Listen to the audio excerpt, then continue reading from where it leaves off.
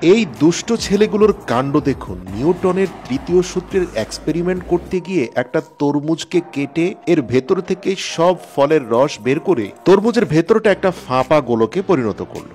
এরপরে এই ফাঁপা তরমুজের ভেতরে একসাথে কয়েক ডজন তারাবাতি, যেটা কিনা ওয়ান কাইন্ড অফ এক্সপ্লোশন, আগুনের স্পর্শে আসলে সেটা তীব্র বেগে অগ্নি স্ফুলঙ্গ ছড়ায়, এমনকি ব্লাস্টও হতে পারে। তো অন্তত 500 থেকে 1000 তারাবাতি এক্সপ্লোশন হিসাবে এটার ভেতরে ঢুকিয়ে তার মধ্যে দুটি হ্যাঙ্গিং চাকা লাগিয়ে দিল। তারা দেখতে পাচ্ছেন যে চাকাগুলোকে আবার খুব টাইট করে বেঁধে সেটাকে একটা স্টেনলেস স্টিলের লতের সাথে ঝুলিয়ে দিল। তারপরে নিউটনের তৃতীয় সূত্র, যেখানে বলা হয়েছে every action in nature there is an equal and opposite reaction, মানে এই সৃষ্টি জগতে প্রকৃতিতে যত অ্যাকশনই হোক না কেন তার একটা ইকুয়াল এবং অপোজিট রিয়াকশনও কিন্তু হয়। তো তারা দেখতে চাচ্ছে তরমুজের ভেতরে যে তীব্র ব্যাগে অগ্নি স্ফুলঙ্গ ছড়ায়, এতে যে তরমুজের ভেতর থেকে তীব্র ব্যাগে আসা আগুনের ধাক্কায় তরমুজটা নিজের স্থান পরিবর্তন করে কিনা বা এটার কোনো রিয়াকশন হয় কিনা, এই পরীক্ষার জন্য তারা আগুন ধরিয়ে দেয়। এবং প্রথম দিকের তারাবাতিগুলো যেগুলো মুখে ছিল সেগুলো তো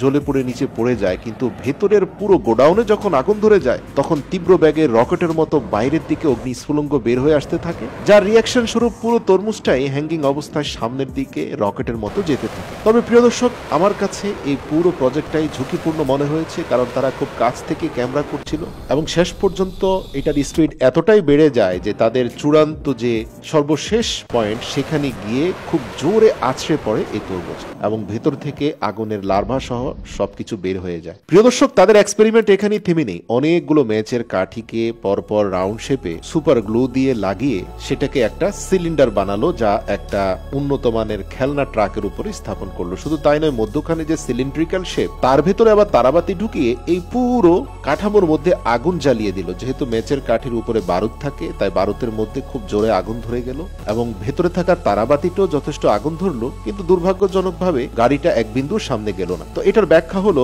একই সাথে যখন দুই পাশ থেকে আগুন জ্বলছিল তখন দুই পাশ থেকে আসলে চাপ সৃষ্টি হচ্ছিল। এক পেছন থেকে চাপ সৃষ্টি হচ্ছিল, আরেক হচ্ছে চারপাশ থেকে বারুদ থাকায় ওখানেও চাপ সৃষ্টি হচ্ছিল। তাছাড়াও এই ট্রাকটা কোনো হ্যাঙ্গিং অবস্থায় নেই এবং তারাবাতি থেকে সৃষ্ট ফায়ার প্রেসার অত বেশি হয়নি যে এটাকে সামনে এগিয়ে নিয়ে যাবে। এছাড়াও ট্রাকের চাকাগুলো কিছুটা জ্যাম ছিল। তো এরপরে তারা দেখা গেল যে আরো ফ্লেক্সিবল 3 চাকার উপরে একটা রোলিং বসালো, সেই রোলিং এ একটা রকেট শেপ তৈরি করলো। এবার তারা ম্যাচের উপরে থাকা বারুদে আগুন না ধরিয়ে ভেতরের তারাবাতিগুলোতে আগুন জ্বালিয়ে দিল এবং ফলশ্রুতিতে মুহূর্তের মধ্যে তাদের এই রোলিং কাঠামো খুব দ্রুত সামনের দিকে এগিয়ে যেতে লাগলো।